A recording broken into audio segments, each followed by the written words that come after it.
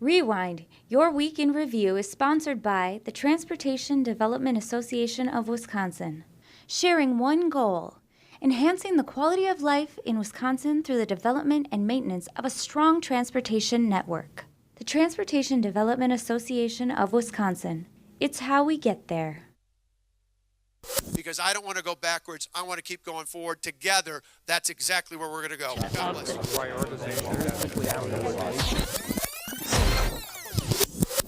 I'm Steve Walders. And I'm J.R. Ross. This is Rewind, Wisconsin Eye's look at a very, very busy week in the Capitol. Wisconsin Eye this week broadcast 30 and a half hours of live coverage of the Assembly and the Senate. So we had tons of opportunities for WIS Eye was there, but we are very selective. So WIS Eye was there, the debate over how you attract millennials, and still time to get your flu shot. UW professor Kathy Kramer talks about the low voting rate of UW-Madison students. What would have happened if the federal government, the Air Force, had not picked Truax Field for F-35s? WIS Eye was there. I asked my friends on Facebook a simple question. Here's what it said, verbatim. Millennial friends from Wisconsin, why did you move away? What would get you to move back? I moved to Michigan for grad school. I haven't moved back, though I'd like to be closer to my family because it doesn't feel like a good time to be entering science research in the UW system. Wisconsin feels like a sinking ship in terms of scientific research. If we're not seriously digging into this issue about why people move away and what'll bring them back, whether it's $7 million, $7, or $700 million, we're wasting our money. To some of the comments that I heard from the other side of the aisle saying that millennials have no reason to come to Wisconsin, tell that to people working at Epic. Tell that people working at Oshkosh Corporation, with Foxconn, with other companies that continue to find Wisconsin being open for business. This is not going to end. This is a solution to a problem. The other side likes to talk about lots of anecdotes, but doesn't seem to want to offer any solutions. When we talk about infant mental health or early childhood mental health, I've had people say to me, what do you put a 3-year-old on a couch and do psychotherapy? No, it's all of these things that really change the trajectory for children at a very, very young age. And it can make a difference. And we have almost 13 years of research to prove it. We still have a significant portion of the season ahead of us. Get immunized. I mean, the underlying problem is turnout among young people is just historically been low, and it's lower now than it has been for generations. And so it's an issue that people who care about democracy are really concerned about, and she thought, well, maybe this is one way to address it. We mentioned these are 1987 F-16, so at some time they're reaching the end of their service life. So the Air Force, what they do is recapitalize, they transition aircraft from one to another. So it's real important to sustain the 115th Fighter Wing is to compete for that next generation. So if the fighter wing was not selected for the F-35, it would put the wing at risk. Juvenile corrections reform is the first major policy we've had in 8 years. The Lincoln Hills reform is really aimed at better outcomes, keeping kids and staff safe, lowering recidivism, and saving money.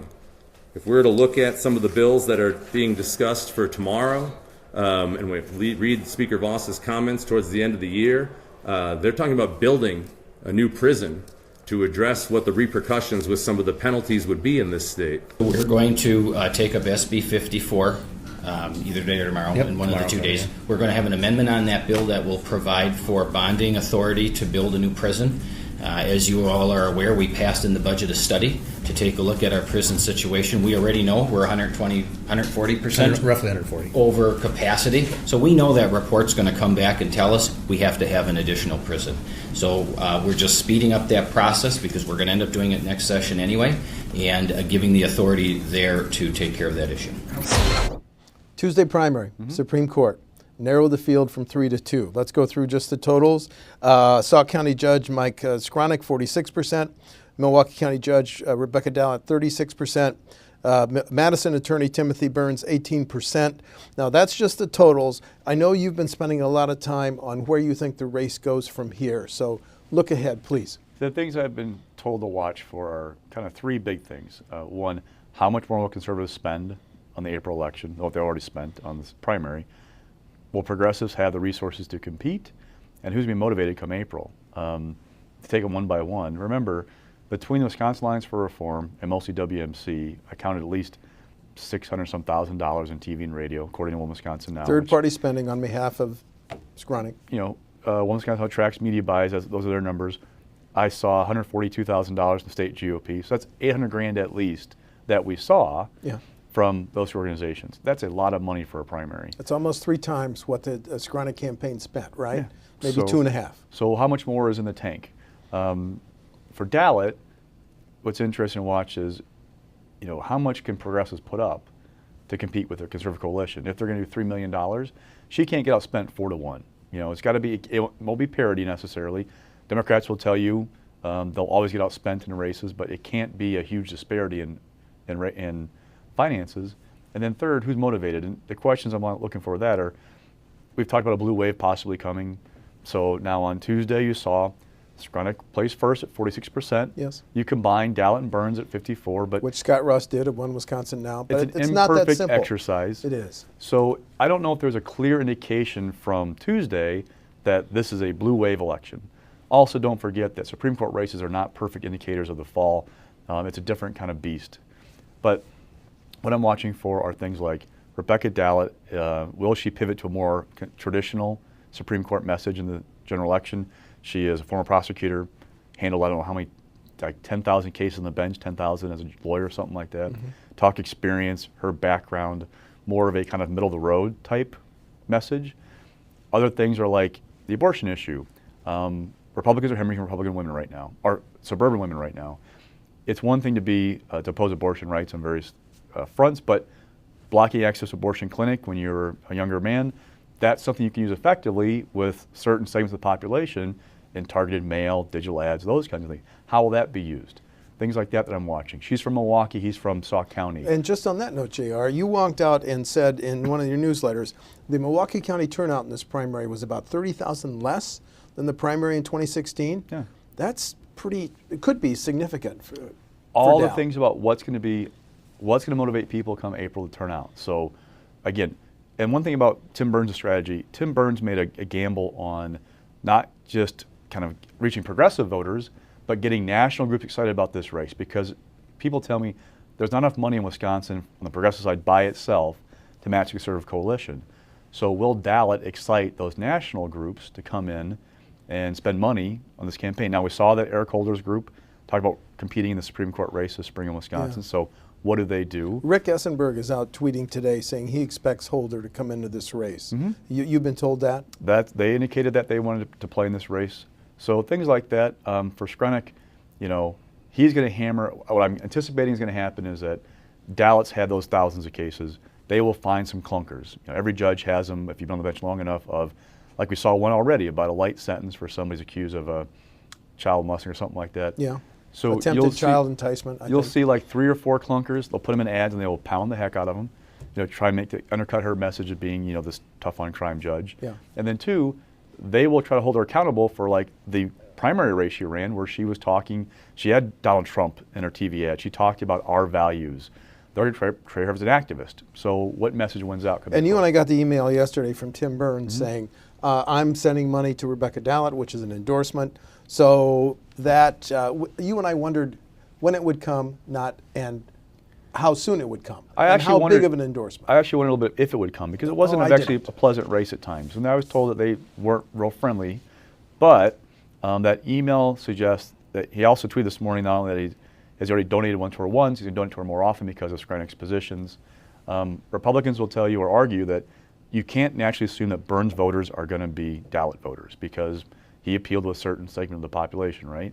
So that's going to be, again, that fine line for the walk of appealing to those voters, plus the middle and even like right of center voters who sometimes decide Supreme Court races. And didn't you also report this week that Dane County turnout in the primary was 4,000 votes higher than 2016? Okay. And don't forget, in the Supreme Court in the spring on TV, it was basically the Skronik message in places like Green Bay, Wausau, Rhinelander, Eau Claire, La Crosse. There was no, Dalit and Burns were only on TV in Milwaukee and Madison. Yeah. So there is an opportunity to pick up more votes for Dalit in those outstate markets with the right message. And that's something to watch too. Yeah, but the April 3rd general election for Supreme Court hasn't set up yet. No, there's nothing else on the ballot. I mean, there's no big county executive race, no big mayoral race. I mean, some supervisor races, I don't mean to diminish those, but nothing that usually drives turnout. So this is going to be the main driver. So we're probably going to see more like a 800, 900,000 person turnout in April versus the 2-point-some million 2 years ago because of the presidential primary in the ballot at the same time. Right, okay, new topic. This time in the Capitol, the voices of high school students who are afraid of mass shootings didn't come from Florida, weren't in Washington, weren't in Tallahassee. Some of those were in Madison. So let's begin the gun control debate and how it played out in Wisconsin's Capitol with this video of a Madison student, and then we'll go to debate from both sides in both Assembly and Senate. Let's go to that video, please. How do you expect students to be successful when kids have to worry about themselves, their friends, and their teachers being shot? School shootings have been a reality for me my whole life. From kindergarten, I've been learning how to sit under a desk and be silent so that a shooter doesn't hurt us. This is not something that a 5-year-old should have to think about. Kids are dying for your right to own a gun. Is your gun really worth hundreds of lives? It should not be that easy for a 19-year-old to get a hold of a semi-automatic weapon. He couldn't have taken 17 lives with a knife. Dangerous people having easy access to guns is the problem. The gentleman from the 38th offers an amendment which deals with the issue that folks all across Wisconsin have been seeing on their television screens. People want us to make sure that kids who are at schools are safe. I proceed with the assumption that everyone in here wants to make sure that children inside schools are safe. So there is no doubt in my mind that this amendment, drafted by the gentleman from the 38th, is clearly germane to a bill which ensures that all folks, children included, are safe both inside and outside of school. There is a body of evidence that shows that background checks do indeed keep guns out of the hands of those intent to do harm, as we have seen again and again in the 8 school shootings that we have seen already this year, and the many more mass shootings that happen outside of schools every single year. Mr. Speaker, 90% of Americans, in poll after poll, support universal background checks. Okay. There is nothing in this amendment that addresses what those background checks address. I don't even see the word background check anywhere in this amendment. Mr. Speaker, this is a bait and switch at its finest. I think we should look at this big picture. It's a huge issue. I just talked to a psychiatrist who issued a major paper for a national psychiatry group. And there are a lot of issues that are in his paper that we need to look at, because he has real issues that we have to look at and address. It's not a snap decision that we can make. People run to mental health, mental health, mental health. We need to do more on mental health services. And we keep saying we need to identify the mental health cracks with these shooters. But what about the mental health of the survivors? What about the mental health of those students? I do not accept that this is the way it has to be. Okay, JR, let's talk about the gun control debate. The Assembly Democrats tried to pull a bill on background checks. The Assembly Republicans said, let's table that and let's offer some grants for armed security officers in the schools. Now that's just the Assembly side. That passed the Assembly. In the Senate, they went for a bill that would make a felony straw gun purchases. Now, last night in this marathon 12-hour session, the Assembly sent that to the governor. Then you also had Attorney General Schimmel, before Mr. Trump said whatever he said, suggesting that it might be wise to let teachers be armed and he'd be willing to train them. So what's your take on the gun control Don't debate? forget the Senate also the Democrats tried to amend a bill, sparsity aid, to allow an increase for safety measures. I mean, on the one hand, for Democrats, they care deeply about these issues. They have for a long time. But somebody's been around the Capitol for a long time. You know, there's also about roll call votes. Roll call votes end up in mailers in October that make the case of your lawmaker, this candidate, opposed X, Y, and Z. He or she's a bad person because of it. So there's a dual track there. They want to make a point, especially after what happened in Florida a week and a half ago, that this is an important issue. They should be addressing this. But oh, by the way, this will be part of the fall discussion as well. They want to get them on a bad vote about background checks. It's a 90+% issue, depending on what poll you look at. Yeah. And you know, Republicans were put in a box of, okay, what do we do? They came out with this idea of the security grants to try and get away from that issue and pivot toward that, and then put Dems in the defensive. There's like this dance that goes on in these things, trying to pin each other down about a bad vote to hold them accountable for. But the point is, all the emotion nationally that we saw came to our capital on one day. Okay, new subject. The Assembly and Senate leaders cannot agree on the governor's tax proposal, $100 per child tax credit, and the Assembly got the governor to go along with the sales tax holiday on August 4 that would exempt items that cost less than $100. So how do you read the Assembly? What was the vote last night in the Assembly? I have it somewhere. Anyway, 61-35. Dems, Shields, and Young voted yes. The Republicans, Prachinsky and Jarko, voted no. They sent it. Is that a take it or leave it to the Senate, which, as you said, is coming back March 20th? The Assembly wants it to be, but I just don't know if it is. We are engaged in a game of political chicken right now.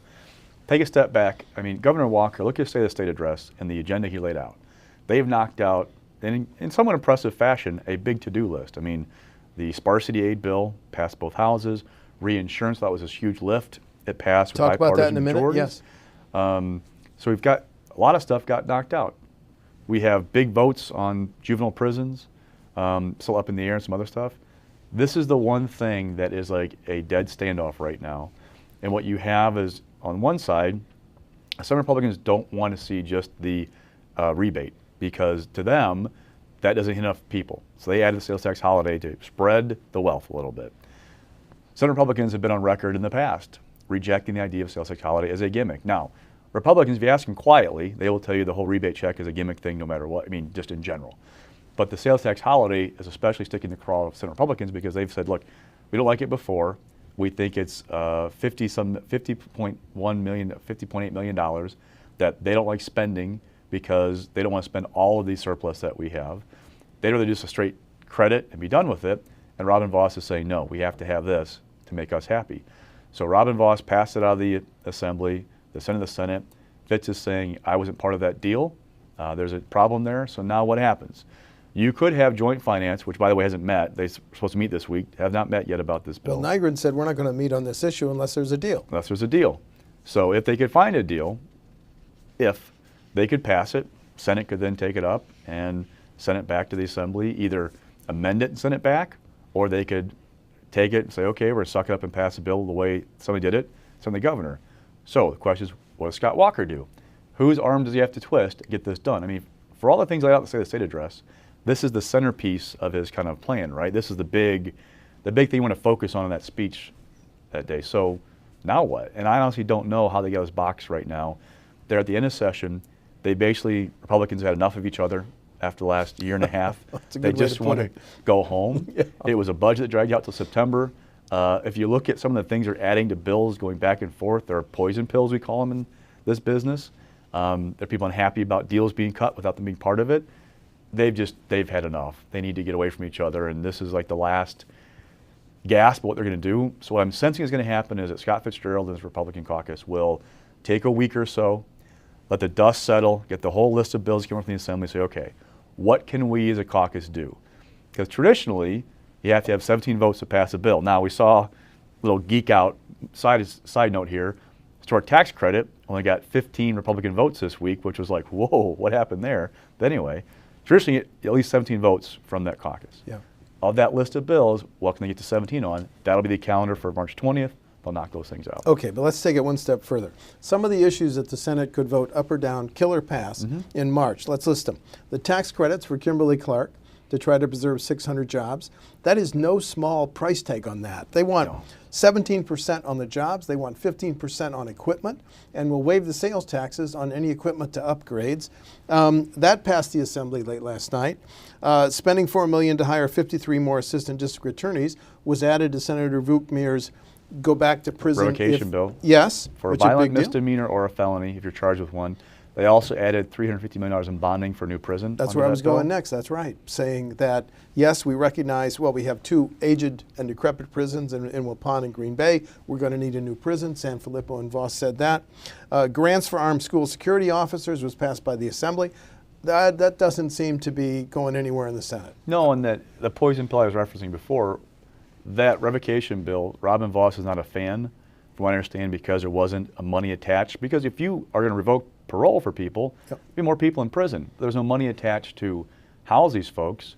So he added these provisions, the assistant district attorneys plus this. To them, that's good policy. You know, if you're going to require people to go back to prison for parole revocation, you got to house them. You got to give district attorneys the resources to handle their caseloads. But Senate Republicans, that's more spending, and they want nothing to do with that right now. Why not do it in the budgets? They're thinking. So that's going to be a tough bill to get done. And one other thing is the $7 million to recruit millennials and veterans to come to Wisconsin for the jobs. Okay, let's look quickly at some things that did get final legislative action. Let's look first at the $200 million subsidy of the Affordable Care Act by premiums. This would stabilize the Obamacare premiums bought by 216,000 Wisconsin residents. It would pay 80% of claims between $50,000 and $250,000 starting in 2019, which means you don't have to deal with the 50% cost factor until the next budget, 2019-2021. The state share of costs would be $50 million in anticipated Medicaid savings. The governor is copying plans from Minnesota and Alaska, but if you look at Politico story today, these plans failed in Iowa and Oklahoma. So this is on his desk. He's going to sign it. He calls it a major health care reform. This is your take? The suburban women we talked about before who are leaving the Republican Party, health care is one of their number one issue, like their number one issue. This is a nod toward that dynamic. If you look at some of the things that Walker proposed, a lot of them check boxes of demographics that they need come November. The Rural Economic Development Fund, the $50 million, that is a nod toward rural voters who are going, hey, where's mine? We're worried up here, but Foxconn got $4.5 billion. The reinsurance thing was like the heaviest lift, it seemed like at one point after the governor's speech. Bipartisan votes in both houses. It passes with good margins. One person told me that Republicans got convinced because they saw the polling. They saw what's going on out there, realized that they need to do something on this, and that's what helped push that through. Look, with both houses considering 200 and 250 bills, I lost track of the $50 million rural development. Is that on the Gov's desk? Do you know? I don't think it's going back to this. I think the Senate has to pass it yet. Okay. Also on the governor's desk, a change in wetlands protections. We can go through this quickly. Developers could fill up to 1 acre of wetlands in or near urban areas. Senator Coles, who negotiated a fundamental change in this, said the change won't bring the world to an end as far as overall volumes of wetlands. The chief sponsor in the Assembly, the Senate Majority Leader Jim Steineke, we reduced the scope of the bill from 1 million to 100,000. Democrats and environmental groups oppose the change. We're mentioning it because it's in the dialogue over protecting the environment, and the Democrats say the Walker administration has it. This is going to be a major issue, along with environmental changes approved as part of the Foxconn deal in the November elections. Yeah, Republicans who backed the bill, so they pared it back significantly from the original version, which they did. So they're trying to make the case this is not a big deal, but it still will come up from fall. Okay, and another November 6th issue is the limits on public assistance. Now, on the Senate floor, Senator Chris Kapping has said public assistance should not go to anyone who has a $50,000 Lexus and a $500,000 home. That brought a response from Senator Lena Taylor. Let's listen to that video. Food Share Wisconsin Works and Wisconsin Shares. Those are programs that are for the needy. And pretty much the legislature and the people of the state of Wisconsin have said, you know what, we feel it's appropriate to use tax dollars to help the needy. What they didn't say is it's okay if you drive a $50,000 Lexus and have a $500,000 home and you can be on welfare. That doesn't quite add up. So what we're doing is we're actually putting some restrictions in place. This is a great bill. Mr. Chair, I hope to see unanimous support for safeguarding those in need and not allowing those who are not in need and driving $100,000, $50,000 cars to be on public assistance. That does not really exist, Mr. President, those scenarios for individuals who are getting food stamps or those types of things. There are many factors that need to be considered, and very candidly, the effect that it will have on even small business owners that are in rural Wisconsin, like farmers. The effects of these requirements that you are putting on are not going to help move people to work. That's not what it's going to do. It's going to, in turn, provide more penalties.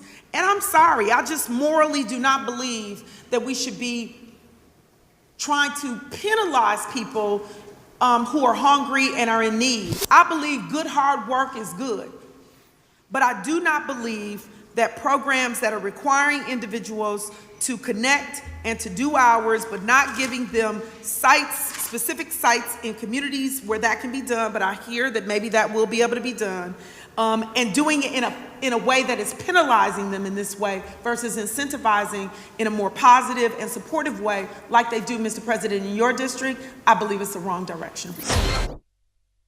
When you say, JR, that someone could not qualify for food stamps and other programs if they own a home valued at this set amount and a car valued at this set amount, that's a pretty profound change. And in addition, another big change is if the federal government approved requiring someone on food stamps to work or get job training 20 to 30 hours per week. So I'm listing this as a separate topic because, number one, it's on the governor's desk, and the governor is going to run on this. Yeah, absolutely. Interesting. Of the 10 bills are part of the welfare package, only one didn't get done. That was one that, by the Senate at least, that would put a photo ID on your food stamp card. The grocers raising concerns about that on a couple fronts. One, those cards can apply to the entire family, so if you have a large family, how to get that picture of everybody on there. Two, they made the argument of things like they have contracts with certain vendors, and the vendors will say, you have to, you can't require a photo ID as a transaction with our credit card. Well, the feds say you have to treat everybody the same with a food stamp card versus other transactions, so there's a conflict there. Yeah. That's the only thing that get done. The rest of them, I mean, they feel like those poll well, and that across the spectrum, they're going to be a benefit for them come November. Okay, just real quickly, some other things that are still pending. 6.4 million more to about 100 rural low-spending school districts. That's a governor's priority. He's going to sign that. The bill prohibiting abortion coverage in healthcare programs for state workers, probably going to sign that. And this fight over historic tax credits. The ledge says let's set it at 3.5 million, but the governor, through his veto on the budget bill, cut it back to 500,000. Yeah. Is he going to accept the 3.5? Good question. It was going to go to 5 million in the budget. Took it to 5. That change has taken effect. It's July 1st of this year, I believe it takes effect.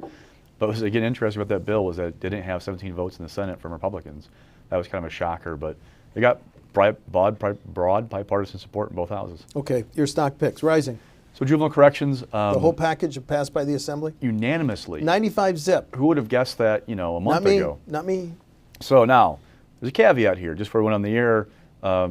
Scott Fitzgerald earlier said he's got a problem with this bill because he wasn't part of the negotiations. But I was talking to people ahead of this week. They said, look, it was a unanimous vote. Beyond that, the counties are now on board. That was a big concern that Fitzgerald had. And what are you going to do, Senate, if you've got a unanimous vote in the Assembly, the governor wants it, says he needs it for November. We'll see once the dust settles what's going to happen. But that vote was fairly significant to have 95 members of the Assembly vote for the same bill. That's rare on something that's significant. Republican Rep Mike Schra said, when I went up to Lincoln Hills, talked to an inmate, I said, why are you here? He said, I'm here because my parents forgot my birthday and I acted out. This is just very emotional stuff. Okay, mixed. Abortion opponents. So the bill we just talked about that would ban state employee health plans from providing abortion coverage, except in certain exemptions, that passed. But it passed in part because they didn't do the fetal tissue bills again, and they're not going to do a bill that would ban the teaching of abortion at UW-Madison, essentially. So it's kind of like a consolation prize in some ways for abortion opponents. That fetal tissue thing has been a priority for a long time. The Heal Without Harm Coalition has been pushing the more stringent version of that bill for a couple of years. It has gone nowhere.